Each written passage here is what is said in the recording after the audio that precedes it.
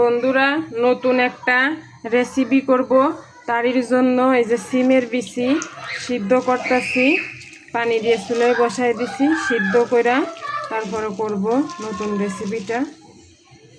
সিমের বিচিগুলা সিদ্ধ করে নিছি, এখন এই যেভাবে বেছে নেব সুন্দর করে একটা একটা করে,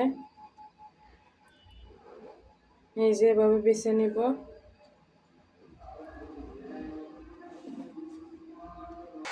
আমার সিমের বিচিগুলা বাছা হয়ে গেছে, আমি এখন এগুলা বেটে নেব। আমি এখন সিমের বিচিগুলা বেটে নেব সুন্দর করে।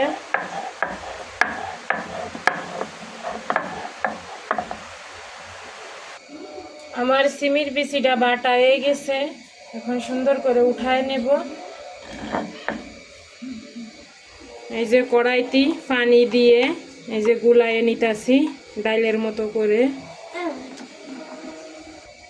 একটা বোম্বাই মরিচ, কাঁচা মরিচ দিয়ে দিল, স্বাদ মতো লবণ, পরিমাণ মতো হলুদের গুঁড়া। এখন এটা সুন্দর করে মিশিয়ে দিব। একটু রসুন বাটা। আমার সিমের বিচির ডালের কালারটা কত সুন্দর হয়েছে দেখো তোমরা। তাওয়াটা গরম হয়ে গেছে, ডিম ভেজে নিব।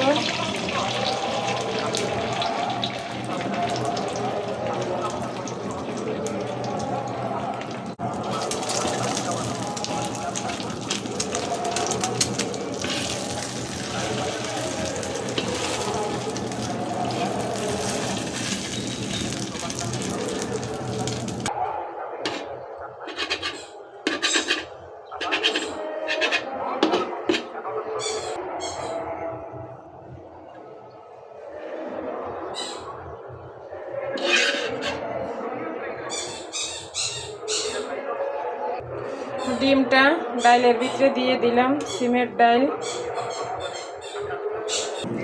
কড়াই বসায় দিছি, কড়াইতে এই যে তেলটা দিয়ে দিব, ডালটা বাগার দিব। এই যে ডাল, তেলের ভিতর দুটো শুকনো মরিচ আর কয়টা জিরে ফোড়নে দিয়ে দিলাম। এখন রসুন আর পেঁয়াজটা দিয়ে দেব। এটা লাল লাল করে ভেজে নিব বাগারে দেওয়ার জন্য। আমার পেঁয়াজটা রসুন বা লাল লাল করে ভাজা হয়ে গেছে, আমি এখন ডালের ভিতরে বাগারটা দিয়ে দেব।